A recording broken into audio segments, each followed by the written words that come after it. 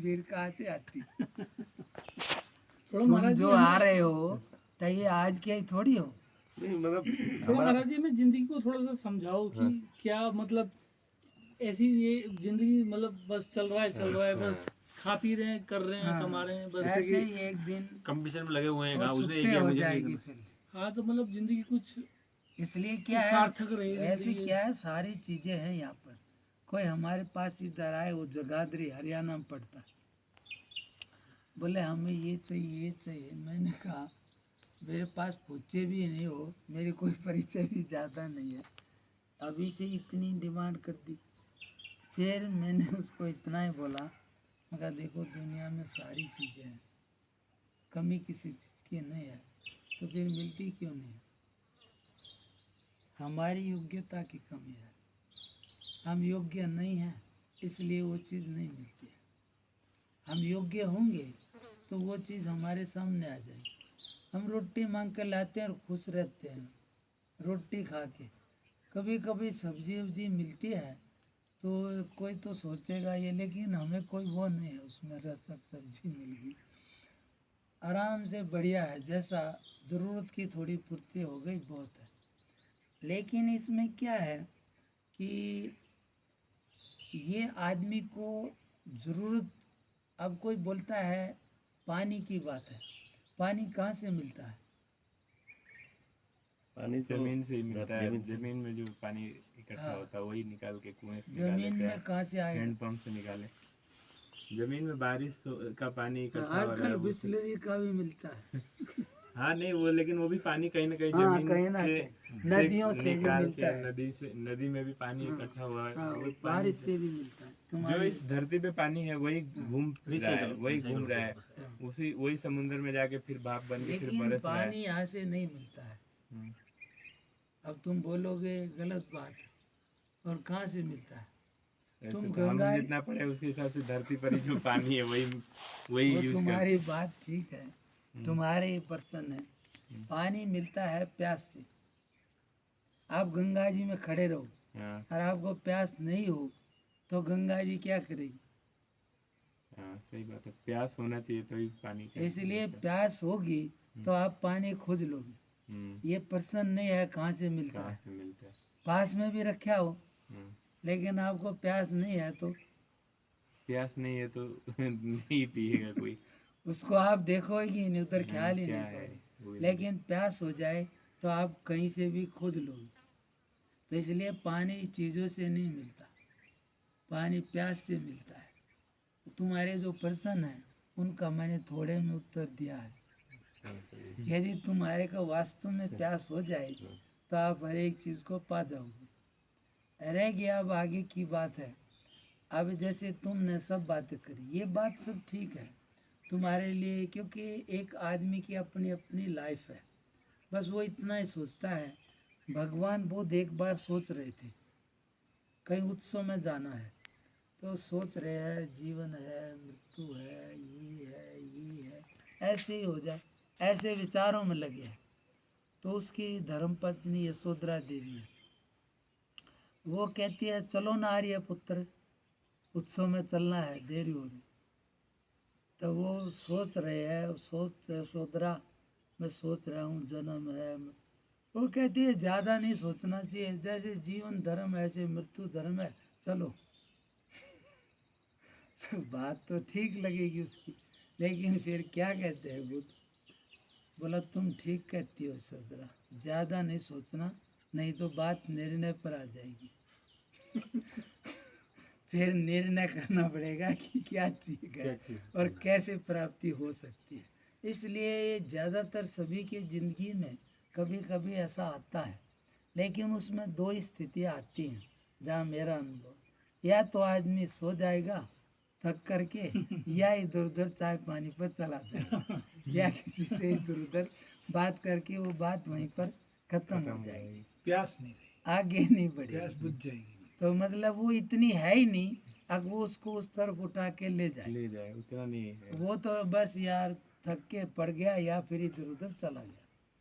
अब पहली बात थी हमारी, देखो मन बुद्धि ये सारी जड़ चीज़ें हैं, और इंद्रियां है, ये सब चीज़ें जड़ है। लेकिन ये चेतन किससे होती है? आत्मा से होती है। इन सब में एक आत्मा ही चेतन है। आत्मा कुछ भी नहीं करता है, लेकिन फिर भी उसके बिना कुछ होता नहीं है। कैसे? जैसे सूर्य है यहाँ पर, इसको हमारे शास्त्रों में प्रत्यक्ष नारायण बोलते हैं कि ये भगवान का प्रत्यक्ष स्वरूप है। जैसे सूर्य का स्वरूप क्या है? अग्नि ही है, सूर्य से मतलब अपना उसको अग्नि नहीं बोलेंगे, लेकिन प्रकाश स्वरूप है। प्रकाश है। तो उसका स्वरूप प्रकाश है। हम्म। अब वो कुछ नहीं करता है, अब उसका पानी के साथ संयोग होता है, तो समुद्र से सब जगह से होता है। कैसे ही गंदा पानी हो, खारी हो, कुछ हो, तो उससे संयोग होने से क्या होता है? पानी कुछ नहीं करता है, वो भी कुछ नहीं करता है। लेकिन इन दो में परिवर्तन हुए बगैर एक तीसरी चीज हो जाती है, समझाए? वो बन जाती है। उससे क्या होगा फिर? बारिश। उससे बारिश हो जाएगी, बारिश से अन्न हो जाएगा, अन्न से पूरी सृष्टि हो जाएगी, सभी को जीवन चल जाएगी। तो उसमें उसने क्या किया? कुछ नहीं लेकिन उसके होने मात्र से होया। आत्मा कुछ नहीं करेगा, ना कर सकता है। सूर्य तो ये भी बोल देंगे चलो भाई इसको तेज है, प्रकाश है, लेकिन आत्मा तो इससे भी विलक्षण चीज है। वो कुछ नहीं करता है, लेकिन उसके होने मात्र से ये सभी चीजें हरकत करती हैं, मन बुद्धि इत्यादि। अब जैसे तुम आप बोलोगे अपने आप को हम मन बुद्धि से जानते हैं, लेकिन कभी तुम्हारी बुद्धि बदलती है कि नहीं बदलती? मेरी तो बदलती है, क्योंकि मैं अपनी जानता हूँ। मैं जब पढ़ता था, जब कितनी बातें कुछ समझता था और अब उनके अर्थ कुछ अलग समझता हूँ, तो बुद्धि बदल गई। अच्छा, मन भी बदलता है कि नहीं? बदलता है। अच्छा, मन चंचल है, कैसे पता लगता है? बुद्धि उसके ऊपर है, उससे पता लगता है ये अभी इधर गया, इधर गया, इधर बुद्धि है। तो इसलिए मन बुद्धि काम नहीं करें तो किसको पता लगता है? पता नहीं, किसी को नहीं पता लगेगा। आत्मा। आत्मा को तो तो आप क्या कैसे आत्मा- क्या हो गया कि मेरा दिमाग काम नहीं करता? भाई कोई ना कोई तो है जो ये कहेगा। एक विषय आपको अलग दे दें, बोलें, मैं बोलो ये उंडे रे उंडे कारण, तो तुम क्या समझोगे? तब बुद्धि की यहाँ तो काम छुट्टी हो गई। तो इसलिए वो उसकी एक अपनी वो है। कोई पूरी दुनिया की भाषा समझ लेना, तब भी उसको कमी रहेगी, फिर भी उसको ये नहीं कह सकते, फिर भी मतलब बुद्धि बच जाएगी और भी जगह के लिए। तो इसमें क्या है कि बुद्धि भी जड़ वस्तु है, लेकिन ये जितने भी है ना, मन बुद्धि, इसके आगे चित्त है, अहंकार है, तो ये सारे चेतन होते हैं। किससे? इनका डायरेक्ट प्रकाश नहीं है, इनको इनडायरेक्ट प्रकाश मिलता है। जैसे ये सूर्य का प्रकाश सामान्य है, लेकिन इसको उस एक लेंस से निकालो तो आग लग जाएगी, बाकी नहीं लगेगी, तो उसमें उसकी पावर बढ़ जाएगी। तो ऐसे ही इनमें आत्मा की एक सत्ता यानी कि प्रकाश इस पर आएगा, चित्त पर, उससे ये चेतन हो जाएंगे। और फिर बुद्धि, मन, ये सारे अंतःकरण बोलते हैं इसको, जो अंदर से कार्य करता है। तो ये सारे के सारे जड़ है, प्रकृति है, ये क्रिया करते हैं, लेकिन ये अपनी को कोई दूसरे की उसमें अंदर से एक समझ है। अब यहाँ पर दो चीज़ है। पहले जो मन की बात चल रही थी, हम आपसे बोले कि भाई दुख किसको होता है? मन भी रहता है, बुद्धि भी रहती है, लेकिन इसमें क्या होता है, आके जैसे हमारी उंगली कट जाए, तुम्हारा जिसके साथ संबंध है वो 1000 किलोमीटर है, यदि उसको कुछ हो जाए तो तुम्हें असर हो जाएगा, और पड़ोसी अनजान है, वो सारे मर जाए तो ओ हो करके खत्म है बात। समझे कि नहीं? तो ऐसा क्यों है? उसके साथ अटैचमेंट है, उसके साथ ना अटैच है ना डिटैच, कुछ नहीं है। अब इसमें क्या है कि इसमें जो कारण आया वो ये है संबंध का, संबंध से सुख दुख होता है। अब संबंध में भी कितना सुख दुख होता है। अब तुम ये बताओ, जीना अच्छा है कि मरना अच्छा है? जीना अच्छा लगता है कि सबको वही है। लेकिन ये बहुत से मर क्यों जाते हैं? क्योंकि वो मतलब जीना उनको ज़्यादा तकलीफ दे रहा है इसलिए। तो इससे ये सिद्ध नहीं होया ना कि जीना अच्छा है, उनको मरना अच्छा लग रहा है। समझे कि नहीं नहीं समझे? मतलब ज्यादा तकलीफें आने से ही मरना अच्छा वो लगता है। कुछ भी है, बात यहाँ पर ये नहीं है। बात ये है कि जीना अच्छा है कि मरना अच्छा है। वो तो- मन के भाव हैं, मन की स्टेट। अगर आप ऐसे कोई डिप्रेशन में होगा, हम्म, उसको मरना ही अच्छा लगेगा कि नहीं ये सब कुछ मेरे लिए दीन दुनिया सब वैसी है, मैं मर जाता हूँ तो ज़्यादा श्रेष्ठ है। लेकिन वो बुद्धि इसमें का- जो बेस है उसका वो क्या है, ये तो ठीक है। इसलिए इसमें क्या आएगा कि ना तो देखो जीना अच्छा है और ना मरना अच्छा है, ना मरना बुरा है ना जीना बुरा है। एक स्थिति है, आदमी की चाहना होती है। यदि जीने की चाह हो तो कितना दुख होता है किसी किसी को, वो मरता नहीं है, फिर भी उसको जीने का मन है तो दुख में भी जीता है। और किसी को मरने का भाव है तो उसको कोई कितनी भी कुछ दे वो नहीं जीता है। तो इसमें ज़्यादा करता है उसके अंदर के ऊपर। मौत भी कब आती है, जब आदमी अंदर से तैयार हो जाता है मरने के लिए। ज़्यादातर वो दुख में भी कई पड़े रहेंगे पर मरेंगे नहीं, और कई थोड़ा सुख भी है तो भी नहीं जिएंगे। इसमें क्या है, इसका कारण क्या निकला, तो इनमें कोई अच्छा नहीं है, चाहना है। तुम्हारी चाहना से अच्छा बुरा होता है।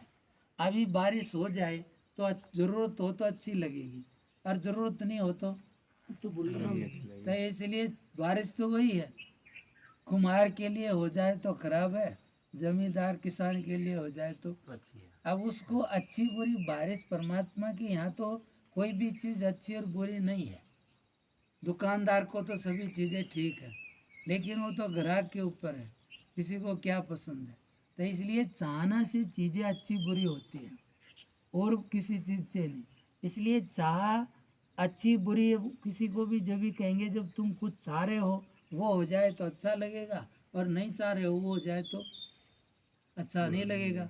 इसमें एक ही साथ दोनों तरफ हो सकता है। किसी आदमी को वही चीज़ पसंद है, किसी को ना पसंद है, तो उसको किधर कहेंगे। तो इसलिए चाहना से है। अब ये बात, अब इसमें देखो जो मन है वो बुद्धि है, ये बदलते रहते हैं, और आप अपने आप को मन बुद्धि से नहीं जानते हो।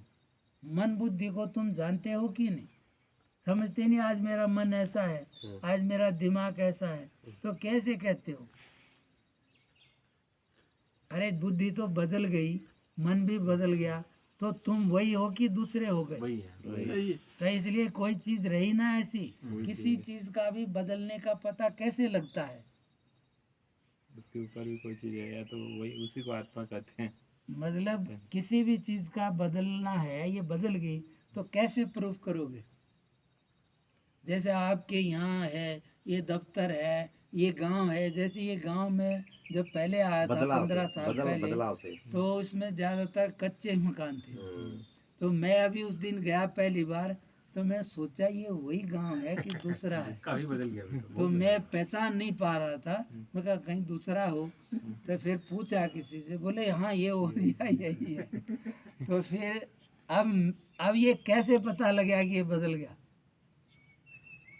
देख देख के आपको पता चला उसका कि रूप आकार सब देखो अब तुम समझो कि तुम्हारे अंदर कोई भी चीज़ें बदलनी है, एक तत्व ऐसा है जो बदला नहीं है, उससे पता लगेगा कि ये बदल गया। रेफरेंस। तुम्हारे अंदर एक चीज़ ऐसी है, जैसे अभी मैंने बोला वो सारी चीज़ें अंदर थी, तो वो वही का वही है। वो कह रहा है ये वैसा नहीं है। बाहर वाले कुछ कह रहे हैं ये बदल गया, लेकिन ये बदल गया किससे पता लगा? का अंदर एक पहले जो का त्यों है, उसको पता है ये पहले ऐसा नहीं था, वो उस समय भी था और आज भी है। जैसे सपना आता है तो कैसे कहोगे कि सपना आया था और कैसा था और चला गया? जिस सपना भी कब होता है ये भी बात एक वैसी है, फिर बताएंगे। लेकिन जब आप सपन देखते हो तो उस समय वो सपन नहीं होता है, समझे कि नहीं? उस समय सच्चा होता है। यदि सपना हो तो दुख डर भय लगेगा, नहीं लगेगा ना? नहीं लगेगा। लेकिन उस समय तो वो सच्चा है। अच्छा। इसलिए डरता है आदमी, खुशी भी होता है। तो वहाँ सपन नहीं है। सपन कब होता है? आँख खुलने के बाद, अच्छा हाँ जगने के बाद। समझ गए कि नहीं? हाँ तो इसलिए जग गए तो बोलेंगे ये सपना था, और नहीं तो उस समय तो चाहे कोई तुम्हारे पास गार्ड खड़ा हो, चाहे पैसे हो, कोई हो, तुम्हारी कोई मदद नहीं कर सकेगा। दुख है तो दुख है, सुख है तो सुख है। लेकिन अब ये कैसे बताएंगे कि ये सपना था? तो अब वो चीज़ें वहाँ तुमने जितनी देखी आँख खुलने के बाद कोई नहीं है, तो कैसे बताओगे? एक कोई जो वहाँ जानता था वो अभी भी है, अभी भी है। इसलिए बता पाओगे। हाँ। अब ये सब वहाँ था और अब नहीं है, नहीं इसलिए बाकी सब बदल गए, लेकिन वो वही है। हाँ तुम्हारी बचपन की यादें, चीजें तुम्हें कैसे मालूम है? शरीर मन बुद्धि तो बदल गए, लेकिन एक तत्व है जो कि झुका तू था और आज भी है। इसलिए वो बताता है पहले यहाँ ऐसा था, पहले ऐसा था, अब ऐसा नहीं। मैं बच्चा था या ऐसे ऐसे बोलेगा, लेकिन ये सब बदल गया। तो इस सब के बीच में किसी भी बदलने वाले का पता किसी नहीं बदलने वाले से लगता है। हाँ समझ में आया कि नहीं? हाँ। इसलिए कोई चीज अंदर ऐसी है जो कि नहीं बदलती है, नहीं बदलती। बराबर है। तुम्हें कितनी जिंदगी बीत गई, सपन सुख दुख आए, सभी चीजें, लेकिन तुम वही हो कि दूसरे हो? वही है। वही तो तुम बदले क्या? नहीं तो इसलिए जैसे के तैसे हो, शरीर बूढ़ा हो मरे, लेकिन तुम वही के वही हो और वही के वही रहोगे। हाँ लेकिन शरीर बदल जाएगा, मन भी बदल जाएगा, विचार भी बदल जाते हैं। आज कोई आदमी इधर है, कल इधर भी हो सकता है। अभी रामा दल में है तो कल रावण दल में भी जा सकता है।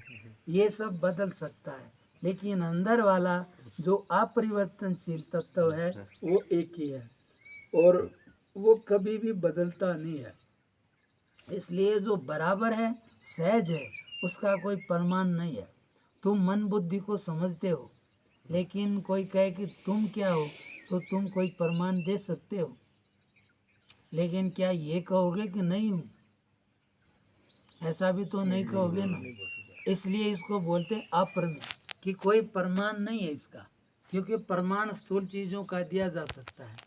जैसे जो सबको जानता है, यदि उसको भी कोई जाने तो वो सबका जानकार नहीं हो सकता।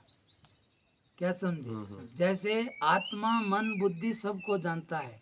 आप जानते हो ना कि मन ऐसा है, दिमाग ऐसा है, सुनता कम है। जैसे एक माई मेरे से बोली कि बाबा जी मेरे को कम दिखता है।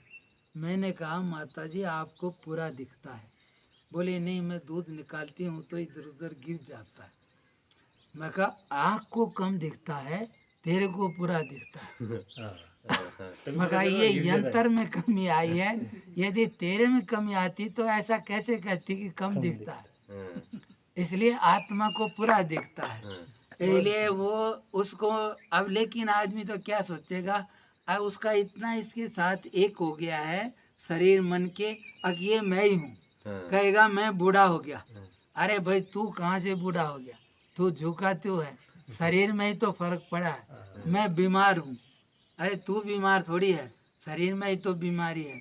यदि तू ही बीमार हो तो कैसे कहेगा कि मैं बीमार हूँ? जैसे कोई बोलता मैं मर गया, अरे तू मर जाए तो बोलेगा कहीं से, लेकिन वो इतना उसके साथ एक हो गया है, अगर यही है तो मैं हूँ, और ये नहीं तो जैसे मैं नहीं है तो सही, पर उसको ऐसा ही हो जाएगा अगर ये सब गया तो मैं ही नहीं रहा। जबकि वो जो का त्यों था, जो का त्यों है और जो का त्यों रहेगा, उसको कोई इधर उधर नहीं कर सकता है। इसलिए उसका कोई प्रमाण नहीं है, अप्रमेय है। लेकिन फिर भी ये नहीं कर सकते कि ये है। तुम अपने आप को कोई ये नहीं कह सकता कि मैं ये हूँ, पर ये भी नहीं कह सकते कि मैं नहीं हूँ। समझे कि नहीं? और किसी से पूछने जाते हो मैं हूँ कि नहीं? बोलो, जरूरत नहीं है। सब अपने आप को अपने आप जानते हैं। हूँ सहज है। महात्मा जी, हाँ, जैसे कोई मृत्यु है किसी की हो जाती है, हाँ, तो वो तो शरीर की हो गई मृत्यु। हाँ, और जैसे आत्मा है या मैं ही कोई भी हो, हाँ, तो वो तो मरा नहीं, हाँ। तो वो क्या मरने के बाद वो देखता है अपना शरीर को, देखो ये शरीर मेरा लेटा हुआ है। यदि वो होश में है तो देखता है, हाँ। और बेहोशी में मरा है तो नहीं देखता है। अच्छा। ये तो उसके ऊपर ज्यादातर बेहोशी में मरते हैं। यदि कोई कोई होश में मरे हाँ। तो उसको ज्ञान हो जाएगा हाँ, कि मैं इधर से इधर आया हूँ, अच्छा कुछ मरता नहीं है नहीं बात है। खाली। उनको दिख जाएगा लेकिन जैसे कई होश में मरते हैं हाँ। तो होश में पैदा होके बता देते हैं मैं वहां से आया हूँ। अच्छा ऐसे बहुत से सारे केस होते ऐसे हैं, बहुत कम केस होते हैं जो बताते हैं, बाकी सब मतलब ऐसे बहुत से केस है, पर इससे ये सिद्ध तो हो रहा है अब उसको मालूम है तो होश में या कोई कोई ऐसी घटना में होता है उनको मालूम है ऐसी सिचुएशन है, तो इसलिए ज्यादातर तो बेहोश मरने से पहले ही मर जाते हैं हाँ, तो उनको मौत का पता ही नहीं लगता। अच्छा, इसलिए कहा कि जरा होश में जियो हाँ, और होश में मरोगे तो तुम्हें ज्ञान हो जाएगा और ज्ञान से मुक्ति हो जाएगी।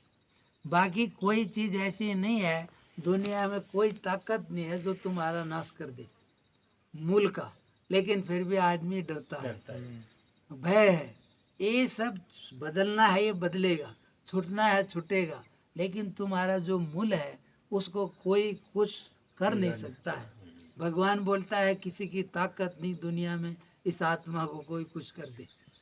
ये आत्मा कभी भी ऐसा वैसा, लेकिन फिर भी इतना बोला है कि ये आत्मा जैसे पानी नाश नहीं होता, लेकिन वो गंदे पानी में गिर जाए तो कहीं ये खराब हो गया है तो सही।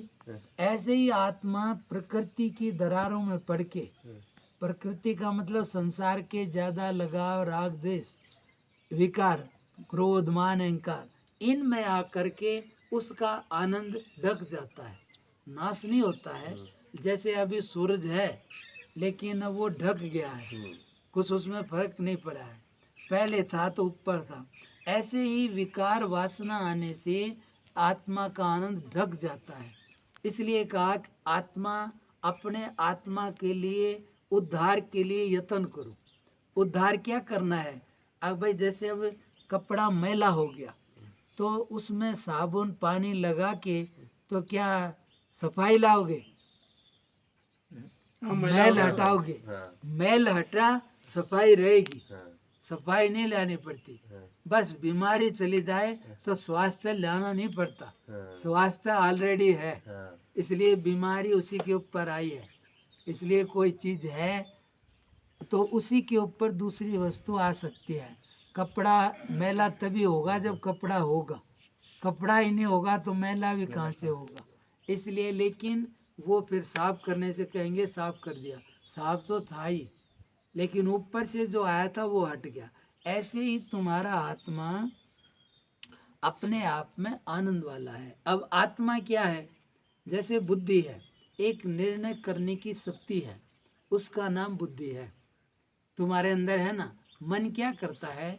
मन वकील की तरह तर्क करता है, लेकिन जज को क्या करता है? जज उसका निर्णय निर्णय जो सुन, फैसला होता है जज निर्णय करता है। हाँ, इसलिए बुद्धि निर्णय करेगी ये करना कि ये करना, हाँ, अभी उधर जाना कि इधर जाना। मन तो कहेगा इधर चल, ये कर, ये ले, वो, फिर निर्णय बुद्धि करेगी। फिर उसके बाद कार्रवाई शुरू हो जाएगी, निर्णय होने के बाद फिर जैसे जैसे उसके अनुसार चलेगा। तो ऐसे ही ये सारे अंतःकरण, अंदर से कार्य करने वाले तत्व हैं, ये सभी जड़ है। मन को भी तुम जानते हो, बुद्धि को भी जानते हो, फिर तुम क्या हो? वही तुम हमें उत्तर नहीं हाँ। मिलता ना। तुम हो कि नहीं? नहीं है, लेकिन उसका उत्तर नहीं मिलता कि हम हैं क्या, मतलब। अब तुमने एक शब्द तो आया आ गया, आत्मा। आत्मा तो बहुत जानते हैं, हाँ, शब्द जानते हैं, हाँ, लेकिन आत्मा क्या है ये जल्दी किसी को नहीं मालूम है। शब्द से सब जानते हैं। ज्यादा किसी से पूछ लें हम तो बोले परमात्मा का अंश है। मैं कहा परमात्मा क्या है? अब बस वो सर्वव्यापक है। मैं कहा फिर इसमें से कुछ अपने को तो जानता नहीं, परमात्मा को जान गया तू। तो इसलिए ये तो कुछ बातें सुनी हुई होती है, इसको बोलते हैं आखिर सुनी हुई बात।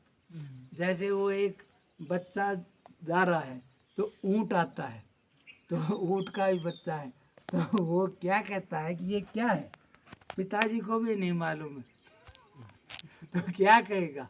तो वो बोलता है चल चल, वो बोलता है कि ऐसे के ऐसे ही होते हैं।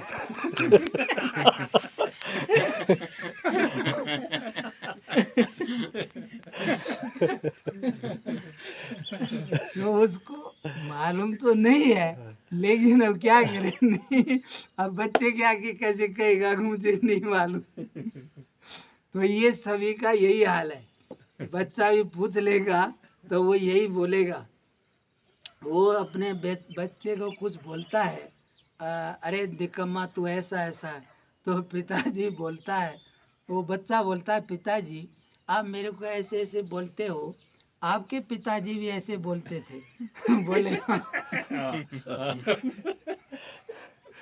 बोले उसके बोले वो भी, बोले ये खानदानी गुंडागर्दी कब तक चलेगी। तो वो ज्यादातर सबका यही है।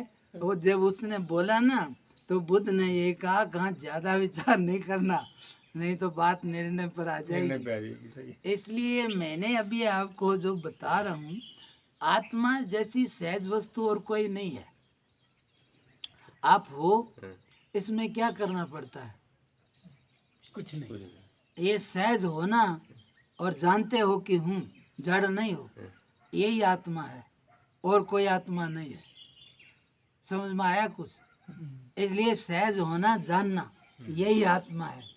और जब ये कहीं भी उलझन में नहीं हो तो अपने आप में आनंद वाला है, इतने में आत्मा पूरा होता है, जिसको शास्त्र बोलता है सहज है, किसी की जरूरत नहीं। आपको है ना हूँ, फिर जड़ भी नहीं हो, सहज ही ज्ञान है, कोई किसी से पूछने नहीं जाता, चाहे जानवर हो चाहे कोई इंसान हो। दूसरा तीसरा नंबर होना, जानना, इसलिए इसको बोलते हैं कि ज्ञान। ये जो ज्ञान है ना, ज्ञान जिसको हम बोलते हैं, इसका मूल शब्द ज्ञान है। ज्ञान से बिगड़ के ये ज्ञान बना हुआ है, इसलिए ये ज्ञान है। आदमी की जान क्या है? जान, समझे? प्राण।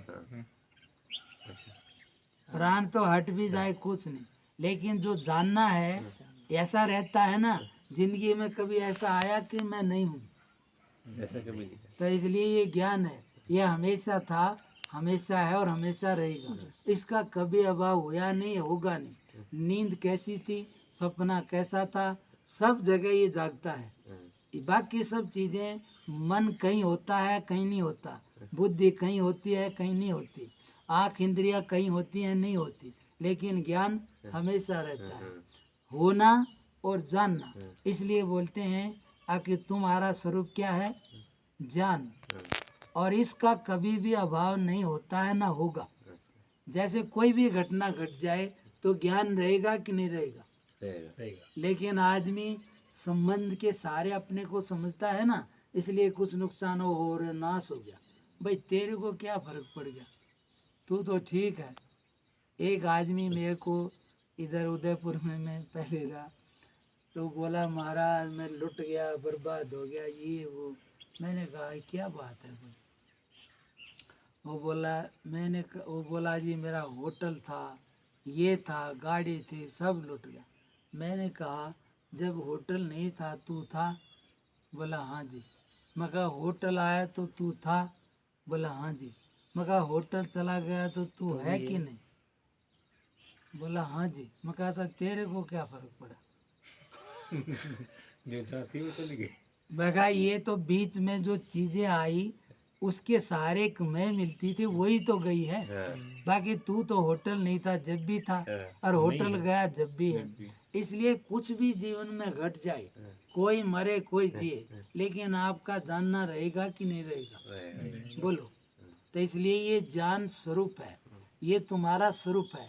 जैसे सूर्य का स्वरूप प्रकाश स्वरूप है, ऐसे ही तुम्हारा स्वरूप क्या है? ज्ञान स्वरूप है। इसलिए ज्ञान का मूल शब्द ज्ञान है। तो ज्ञान, आदमी को ज्ञान नहीं रहे तो लगेगा मैं नहीं रहा। अब एक तो ज्ञान है दुनिया का, जिसको बोलते हैं विद सब्जेक्ट, और ये है विदाउट सब्जेक्ट, जो प्योर, जिसको बोलते हैं प्योरेस्ट नॉलेज। यानी कि क्या ज्ञान ये नहीं आएगा यहाँ, बस हूँ, होना मात्र।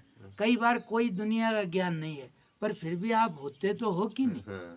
लेकिन बच्चा तो कोई दुनिया का ज्ञान नहीं रहे तो घबराएगा, रोने लगेगा, लेकिन बड़ा तो समझता है। तो इसलिए जान रहा है कि भाई मैं हूँ, हाँ इतना है, अच्छा नहीं लग रहा तो ज्ञान तो है, अच्छा लग रहा है वो भी ज्ञान है, बस इतना है। आनंद जो है वो ढकता है अविद्या से, माया से। होना और जानना ये बराबर रहता है। और दुनिया की दौड़ किसके लिए है? आनंद के लिए। सबको आनंद हो, आनंद है तो वहाँ चाहे रात बीत जाए कुछ नहीं, और अच्छा नहीं लग रहा तो नहीं चलो इधर से जल्दी। तो इसलिए आनंद पर पूरा होता है। गाढ़ निद्रा में अच्छी नींद आई है तो आदमी को कोई छेड़े तो अच्छा लगेगा? तो क्या वहाँ कोई खाना गाना हो रहा है? कुछ नहीं, फिर भी अच्छा कहाँ से आ रहा है? अपना ही तो है, कोई बाहर का नहीं है। तो इसलिए पता लगता है कि अपने आप में आनंद है। समझ में आता है? तो इसलिए, लेकिन वही यदि अब बाहर आके चीज़ों के संग सहारे से थोड़ा महसूस करता है अपने को, ये चीज़ मिल गई तो ठीक है। अरे कितने आदमी हैं मैं देखता हूँ खड़े हैं रोड पर, अरे खड़े हैं आराम से, दुनिया गाड़ी से, फिर फोन लगाता है, अगला बोलता हाँ भाई क्या बात, बस खड़ा था गाड़ी नहीं आ रही सोचा बात कर मैं कहा यार ये फालतू फोन करते रहते हैं ज्यादातर दुनिया का, मैंने देखा है। जरूरत का फोन तो कोई बिल्ले ही करते हैं, फालतू। बस वो बोलेगी क्या सब्जी बनाई है, वो माई है यही बात करेंगी, कहाँ गई थी, ये खरीद के लाई, ये करा, और 1-1.5 घंटा तक इसी में। बस मैं कहा इनको क्या है, अकेले में अच्छा नहीं लगता, बस बात करना किसी से। इस अरे क्यों काट दिया मेरा फोन, अरे कोई बात भी हो, लेकिन नहीं, वो दूसरे को लगाएंगे फिर जबरदस्ती। मैं कहा भाई ऐसे बाहर के सहारे कब तक चलेगा? बंधन तो है ना, पराधीनता है, लेकिन बिना किसी बाहर के सहारे अपने आप में खुशी मिल जाए तो फिर किसकी जरूरत है? इसका नाम है मुक्ति का, आत्मा का सुख। आत्मा का मिल जाए सुख, वहाँ भी आत्मा का ही है, लेकिन वो किसी सहारे से है, इसलिए बंधन वाला है। आत्मा के सिवाय कहीं सुख आनंद है ही नहीं।